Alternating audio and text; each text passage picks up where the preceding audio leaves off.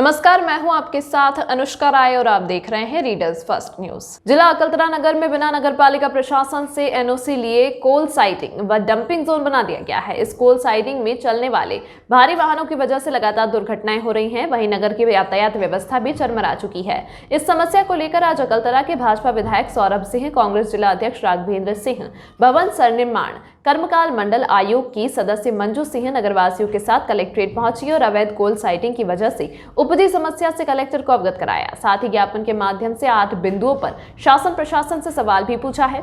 इस मामले में कलेक्टर जितेंद्र शुक्ला ने बिना व्यवसाय को प्रभावित किए समस्या का वैकल्पिक हल निकालने की बात कही है।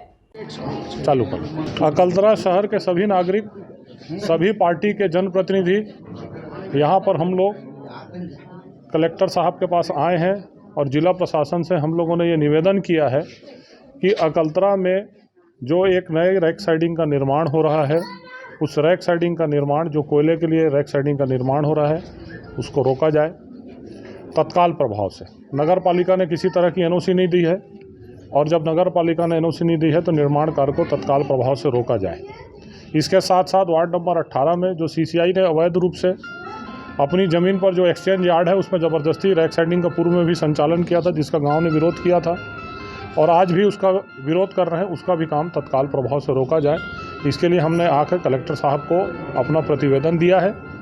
जिला प्रशासन अगर इस पर कार्रवाई करती है, उन्होंने 7 दिन का समय मांगा है, 7 दिन में जिला प्रशासन अगर कार्रवाई करती है, काम को रोकती है तो बहुत अच्छी बात है।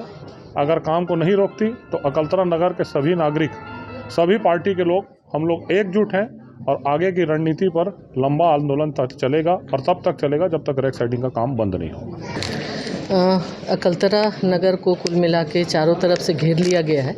घेरा ऐसे कि कहीं पे हेल्को ब्लास्टिंग बहुत ज़्यादा हो रही है तो रोड की व्यवस्था नहीं है। कोल वासरी भी पहले खोला गया था, जिसका हम लोग विपक्ष में थे, उस समय विरोध भी किए थे और अभी तो सेंट्रल गवर्नमेंट के द्वारा ही कोल वासरी को बंद कर दिया गया है। लेकिन उन्हीं लोगों के द्वारा अभी कोल साइडिंग पोड़ी भाटा अकलतरा में खोलने का प्रयास किया जा रहा है और जिसका पूरे नगर के लोगों के विरोध था और सब लोगों ने मीटिंग भी की थी और आज आम सहमति से सब नगरवासी कलेक्टर साहब के पास आए थे अपनी बात रखने के लिए कि वहाँ पे कोल साइडिंग ना खोला जाए। कोल साइडिंग के खुलने से अकलतरा नगर के लोगों को परेशानी और जो है रोड भी पूरे गड्ढे हो जाते हैं जब गाड़ियाँ चलती हैं तो, और उससे कोयले के कारण पूरा काला काला शहर के बीच में, मतलब कुल मिला के नहीं खुलना चाहिए। उसी का विरोध करने के लिए हम सब यहाँ उपस्थित हुए थे। कलेक्टर द्वारा क्या?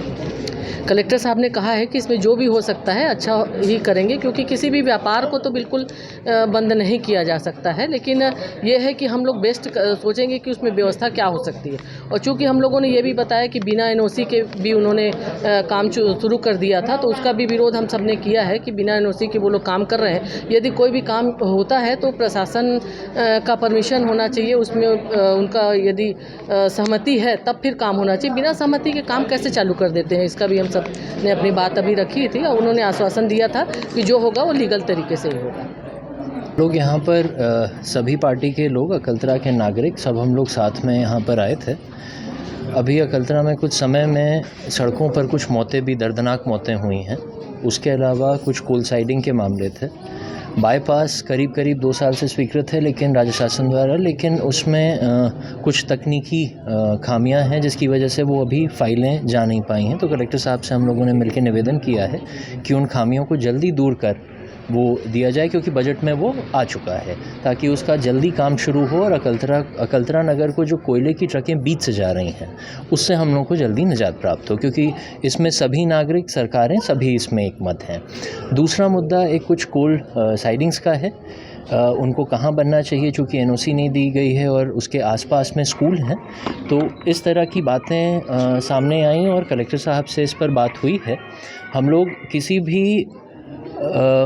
किसी भी औद्योगिक प्रकरण के विरोध में नहीं है, लेकिन उसको एक सस्टेनेबल डेवलपमेंट का मॉडल हमें देना होगा, जहां नागरिकों को भी असुविधा ना हो और जो औद्योगिक प्रकरण हमारे यहाँ हैं वो उद्योग लगें, लेकिन उससे सभी का फ़ायदा हो और किसी भी नागरिक को और किसी भी आबादी को उसमें नुकसान ना हो। तो सभी चीज़ों को साथ में लेकर कलेक्टर साहब से एक सकारात्मक रूप से चर्चा हुई है और आने वाले समय में सभी नागरिक बैठकर प्रशासन के साथ, राज्य शासन के साथ हम लोग बैठकर एक उचित निर्णय लेंगे और जिससे जनता की आगे भलाई हो।